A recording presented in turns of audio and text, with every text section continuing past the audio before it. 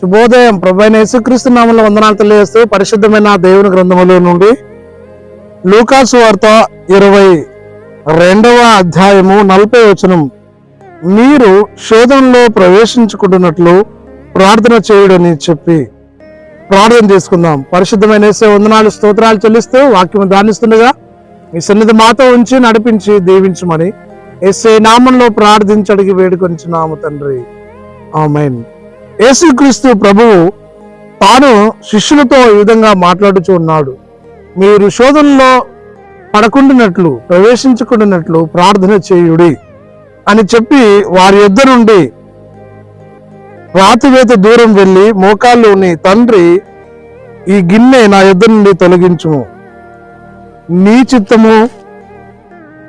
చిత్తమైతే తొలగించుము, ఆయనను నా ఇష్టము కాదు నీ చిత్తమే సిద్ధించును గాక అని ప్రార్థన చేస్తున్నాను. నిజమే, యేసయ్య తన దైనందిన జీవన ప్రయాణము చేస్తూ దేవుని రాజ్య సువార్త ప్రకటిస్తూ ప్రభు తండ్రి అయినటువంటి యెహోవా తన పైన మోపిన భారాన్ని, ఉద్దేశాన్ని, ప్రణాళికల్ని గుర్తెరిగి ఈ లోక మానవ రక్షణార్థమే తన లోకానికి వచ్చి గెస్టుమనే తోటలో ఈ విధంగా ప్రార్థన చేస్తూ ఉన్నాడు.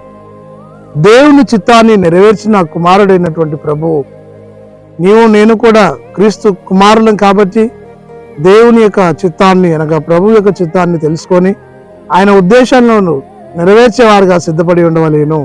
శోధనలో ప్రవేశించుకున్నట్లు ప్రార్థన చేయడం వచ్చిన మాట చూస్తాం. కాబట్టి అనేక శోధనలు, ఇరుకులు, ఇబ్బందులు వస్తున్నప్పుడు ప్రార్థన చేస్తూ దైవ చిత్తానుసారంగా నడుస్తూ దేవుడిచ్చే విజయం పొందుకుని లోకంలో సంఘంలో వర్ధిల్లినట్లు పరిశుద్ధాత్మ దేవుడి తోడే ఉండి నడిపించిన గాక. ఆమేన్. మహోన్నతుల స్తుతి స్తోత్రాలు చెల్లించుకుంటూ వాక్యం దానించి ధన తీసినందుకు మహిమ ఘనత ప్రభావం ఆరోపిస్తూ ఆన్లైన్లో వీక్షిస్తున్నటువంటి క్రైస్తవ సహోదరి సహోదరులను, విశ్వాసులను, సేవకులను, సంఘములను మీరు దీవించి మహిమ ఘనత ప్రభావం పొందమని యేసు నామంలో ప్రార్థించి అడుగుచున్నాము తండ్రి. ఆమేన్. తండ్రి, కుమార, పరిశుద్ధాత్మ త్రియేక దేవుడు సదాకాలం తోడే ఉండి దీవించి ఆశీర్వదించును గాక. ఆమేన్.